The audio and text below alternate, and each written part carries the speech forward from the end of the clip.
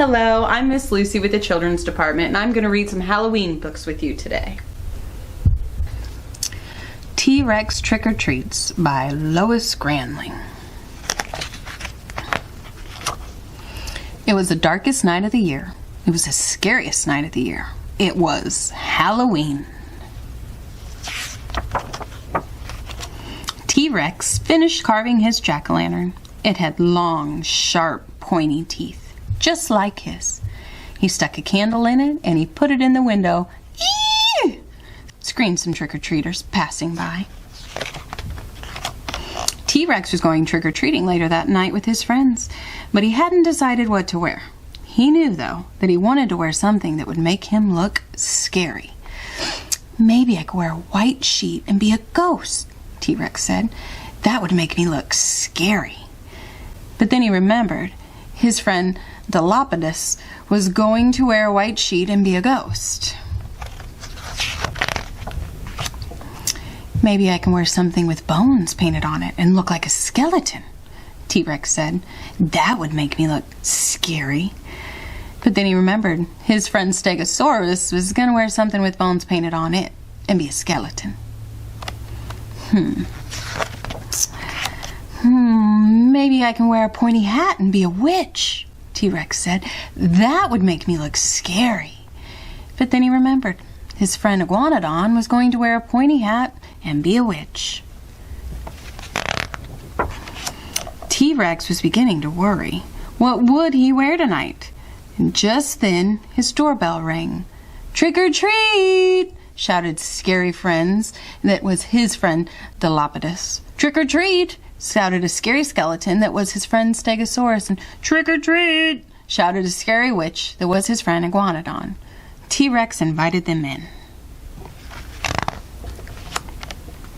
"You aren't dressed," said Dilopidus.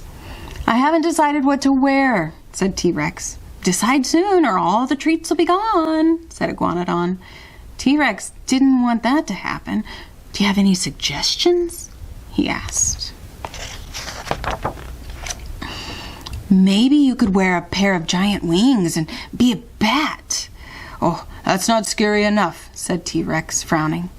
"Maybe you could wear some twitchy whiskers and be a black cat," said Stegosaurus. "No, not scary enough," said TRex, frowning a big frown.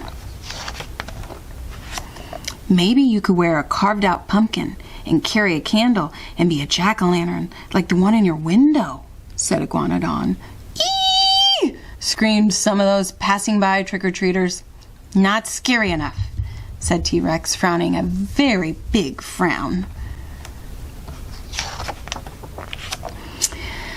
Dilopidus and Stegosaurus and Iguanodon stared at their friend. "Maybe you should go trick-or-treating tonight as yourself, wearing that very big frown," they said. "I don't want to go trick-or-treating tonight as myself, wearing this very big frown," said TRex. "I want to go trick-or-treating wearing something that will make me look scary."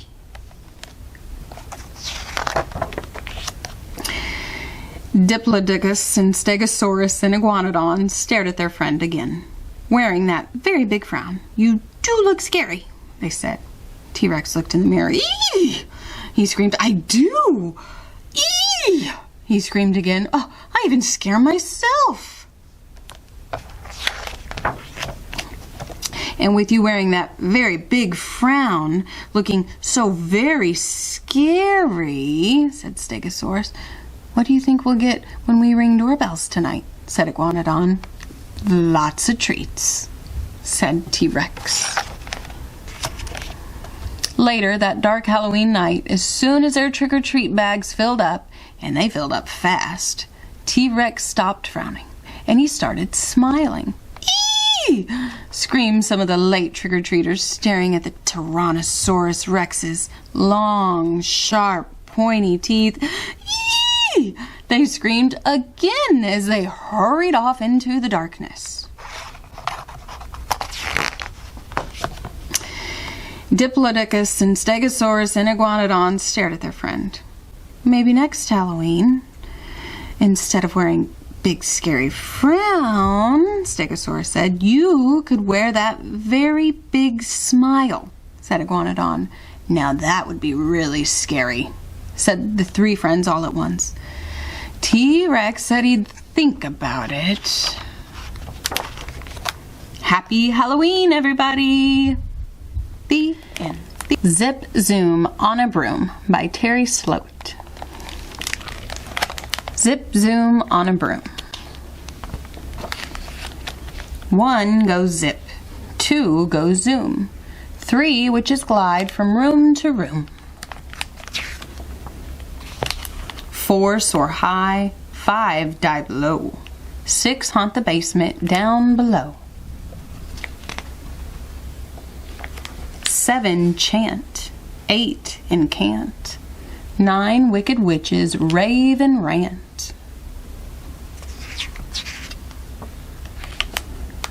10 take off, packed too tight, 10 witches bicker, start to fight. Get your hair out of my nose, watch your bony knees and toes. Look out, your hat is in my face. Oh, get off my back, I need more space. 10 witches push. 1 shouts a curse, broomstick, zoomstick, hit reverse. 9 witches squabble, squirm for room. 1 topples from the plunging broom. 8 witches cast an ancient spell. 1 witch goes poof, so long, farewell. 7 spiral through a cloud. 1 witch whirls off and shrieks out loud. 6 plummet down, still holding on. 1 gets zapped by lightning, poof, gone. 5 witches drenched, they moan and groan. 1 slides off, soaked to the bone. 4 witches dripping in the sky. 1 grip is slipping, whoops, bye-bye. 3 upside down, still clinging tight. 1 somersaults into the night. 2 witches dropping to the ground. 1 drops off but lands safe and sound. 1 witch yells her spell in time. Broomstick, zoomstick, start to climb.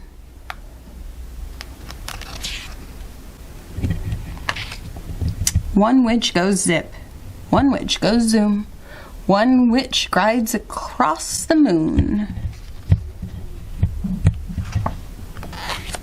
The end. Duck and Goose, Honk, Quack, Boo by Tad Hills.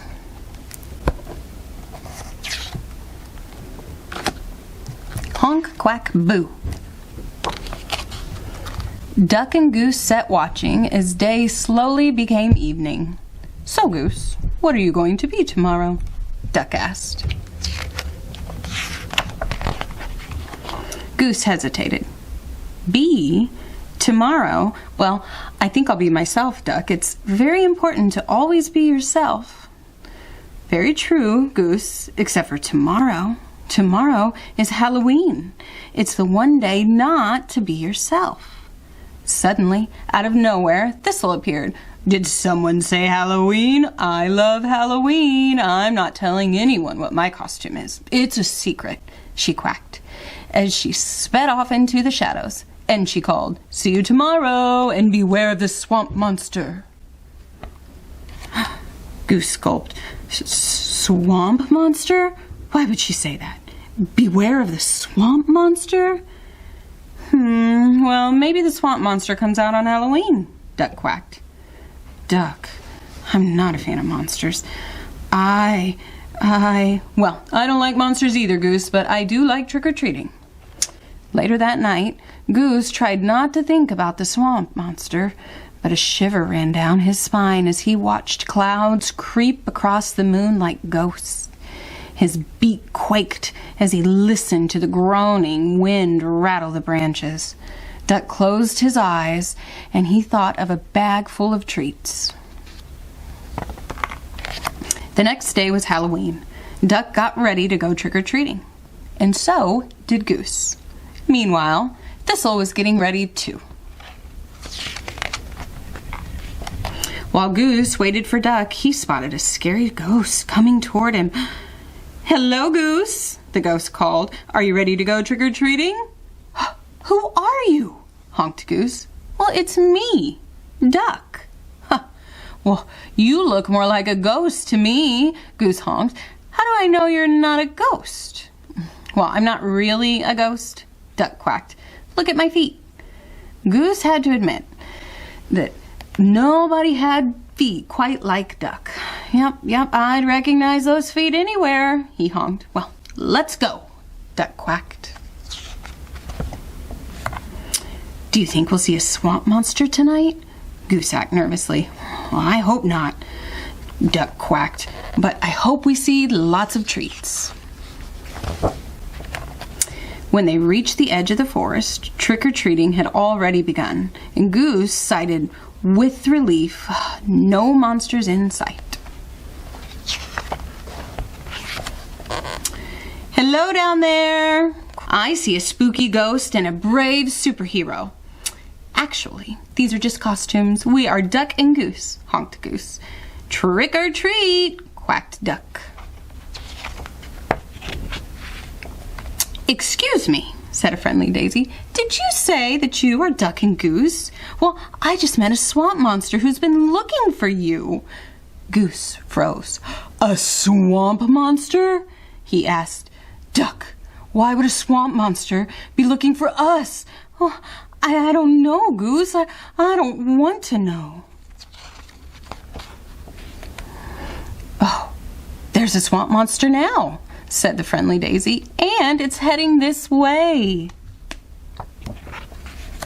Duck and Goose turned and saw the scariest, slimiest, and most hideous swamp monster ever. "It's after us, Duck! Run!" cried Goose. Duck and Goose took cover. They huddled together, and they were as quiet as they could be. They heard the thump, thump, thump of the swamp monster's footsteps getting closer and closer. "Oh, Duck," Goose groaned. "Oh, we're goners." The footsteps suddenly stopped. "Duck, Goose, is that you?" the swamp monster called. "You're right, Goose," Duck whispered. "We're doomed." Suddenly, Goose remembered his cape and the G on his chest. "Duck, I'm a brave superhero, and you are the spookiest ghost I've ever seen. And there are two of us and only one swamp monster," Goose whispered. "We can scare it away." And with that, the brave superhero and the spooky ghost leapt out from behind the leafy bush. Goose honked his bravest honk, and Goose quacked his scariest quack. "Boo!" they both hollered together. "Yikes! Well, you sure scared me," the swamp monster quacked. "I've been looking everywhere for you." "Thistle?" Goose quacked. "Is that you?" Duck quacked. "Well, how do you like my costume?" asked Thistle. "I told you, beware the swamp monster. Pretty scary, aren't I?" "Well, I've seen scarier," Duck quacked. "Yeah, we don't scare easily," Goose added. "Well, that's good, because it's time to go trick-or-treating," Thistle quacked. And so the ghost, the brave superhero, and the scariest, slimiest, most hideous swamp monster ever waddled the forest, filling up their bags with Halloween treats. Later, back in the meadow, Duck and Goose sorted through their treats in the light of the moon, and they shared Halloween stories about masked superheroes, spooky ghost, and a swamp monster who wasn't really that scary after all. The end.